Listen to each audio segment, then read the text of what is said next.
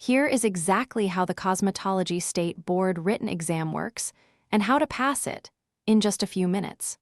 In almost every state, the written exam you sit was not written by your state board. It is the National Cosmetology Theory Examination, built by NIAC, the National-Interstate Council of State Boards of Cosmetology, and delivered on a computer at a testing company such as PSI or Prometric. Your board decides who may take it and what score passes. That split runs through everything else in this episode. The questions are national, and almost everything around them is set by your state. The exam itself is standardized. 110 multiple-choice questions appear on your screen, and only 100 of them are scored. The other 10 are unscored pilot questions being trialed for future exams, and you are never told which ones they are, so answer all of them. NIAC allows 90 minutes. Even that your state can change. California gives candidates 120 minutes for the same 100 scored questions. So what score do you need? There is no single national pass mark.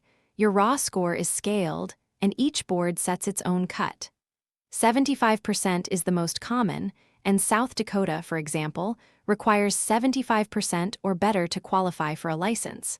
But do not assume it. Look the number up on your own board's website before you register and practice comfortably above it either way. Getting to the exam at all is the most state-specific part of the process.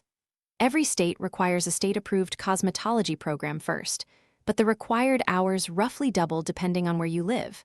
About 1,000 in California, New York, and Texas, about 2,100 in Iowa and Nebraska. And some states want more than the written test, adding a hands-on practical exam, a state law and rules exam, or both. Others have dropped the practical entirely, as California did in 2022. Now, where are the points? NIAC publishes the exact weighting, and it is not what most students expect. Hair care and services is 45% of the exam. Scientific concepts is 35%. Skin care and nail care are 10% each. That scientific concepts domain is the one students underestimate because it does not look like salon work. It is infection control, anatomy and physiology, and basic chemistry. Disinfection rules, EPA-registered products, OSHA safety data sheets, the disorders you must recognize and refuse to service, and the pH scale. If your instinct is that this is the boring chapter, that instinct is costing you 35% of the exam. Put those two domains together, and you get the most useful number in this episode. Hair care plus scientific concepts is 80% of your score. Skin and nails together are 20. If you are splitting study time evenly across your textbook, you are giving half your hours to a fifth of the exam. 3 real questions from the bank. First, a salon keeps its metal implements in an ultraviolet cabinet. Under accepted infection control standards, what is that cabinet actually good for? The answer: it is only a clean, dry storage container for implements that have already been cleaned and disinfected. A UV cabinet is not a disinfectant, and it is not a sterilizer. Boards love this question precisely because plenty of working salons treat that cabinet as if it did the job. Second, which layer of the hair contains the melanin and the side bonds, and is where perms, relaxers, and permanent color do their work? The cortex.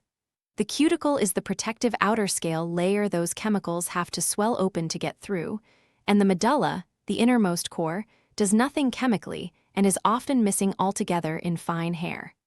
Nearly every chemical service question resolves back to that one fact.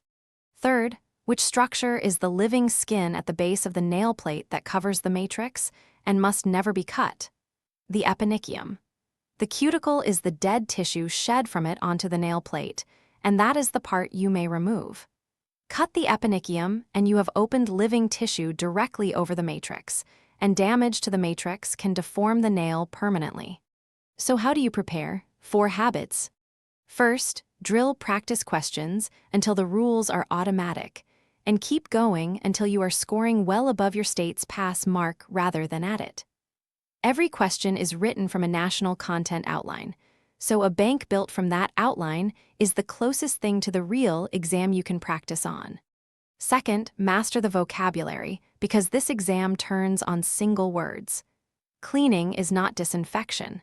Sanitation is not sterilization. The eponychium is not the cuticle, is not a telogen. In a large share of questions, all 4 options are real terms, and the only thing being tested is whether you know which word means which thing.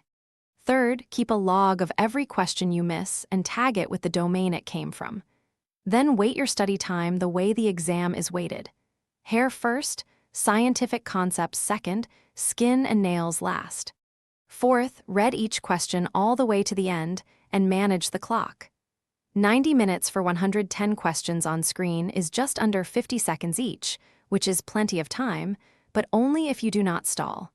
Flag anything you are unsure of, keep moving, and come back to it. So remember, the written exam is national, 110 questions, 100 scored, 90 minutes at a computer. Almost everything around it is your state's call, including the pass mark, usually 75%, the training hours, and whether you also face a practical or a state law exam. Hair care and scientific concepts are 80% of the score, so that is where your study time goes. And learn the terms, because on this exam, the gap between 2 words is usually the whole question. Start now with free cosmetology practice questions at .com/en/cosmetology. Infection control and safety, hair care services, skin and nail sciences, and salon chemistry and electricity, in English, Chinese, and Spanish with no sign-up.